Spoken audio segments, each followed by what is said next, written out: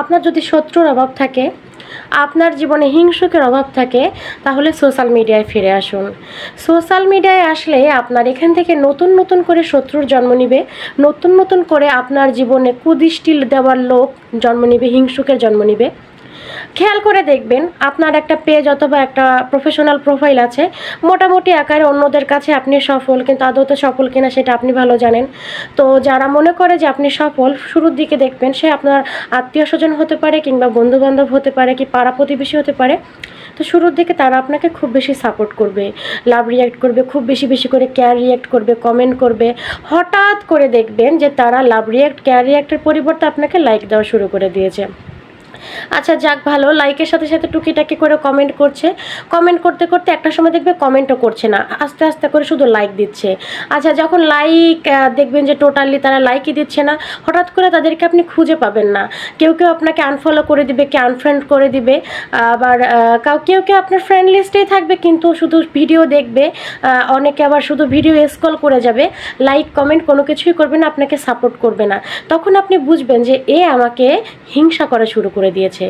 এ আস্তে আস্তে ছোট থেকে শুরু করে ছোট করে আমার শত্রুতে রূপ ধারণ করছে। এ মনে করছে যে আমি জীবনে অনেক বেশি সফল হয়ে গেছি, তার একটা লাইক, একটা কমেন্টে, একটা সাপোর্ট আমি বিশাল বড় আমার উপকার হয়ে যাবে।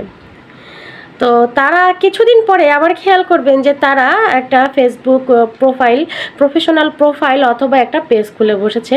তারাও আপনার মতো করে কিন্তু কিংবা ভিন্ন ভিন্নভাবে তারাও ভিডিও আপলোড করা শুরু করে দিয়েছে। মনে করছে এখান থেকে বিশাল বড় কিছু করে ফেলবে। আচ্ছা ঠিক আছে, বিশাল বড় কিছু করে ফেলুক, কিন্তু যে আপনাকে দেখে ইন্সপিরেশন পেল, অনুপ্রেরণা পেল, আপনাকে দেখে উদ্বুদ্ধ হয়ে এই সোশ্যাল মিডিয়া প্ল্যাটফর্মে আসলো, আপনার মতো কন্টেন্ট ক্রিয়েটর হবে তাই, তো সেই আপনাকে সাপোর্ট করা বন্ধ করে দিয়েছে। তার মানে কি সে কি সফল হতে পারবে? সে কি বুঝতেছে যে অন্যকে সে সাপোর্ট না করে সে সফল হতে পারবে? অন্যকে হিংসার পাত্রী বানিয়ে, অন্যকে দেখে কুদৃষ্টি লাগিয়ে, অন্যকে দেখে জ্বলে, আপনাকে দেখে সে জ্বলে, সে কি সফল হতে পারবে? খেয়াল করে দেখবেন তাদের টেক্সট দিলে তারা টেক্সটটাও সেন্ড করতেছে না। যাদের সাথে একটা সময় আপনার সুসম্পর্ক ছিল, তারা আপনার মেসেজটাও মানে চেক করতেছে না। মানে তারা কি ভাবতেছে যে এই প্ল্যাটফর্মে এসে তাদের বাপ দাদার 14 গোষ্ঠী সব সম্পদ অর্জন করে আপনি বিশাল বড়লোক হয়ে গেছেন। তো যার কারণে তারা আপনার সাথে সম্পর্কটাও মানে বিচ্ছেদ করে দিচ্ছে।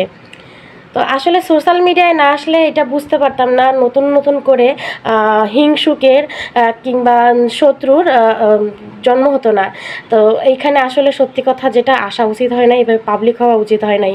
তো সুসম্পর্ক ছিল বা পরিচয় না ছিল, তো সেটাই বেটার ছিল।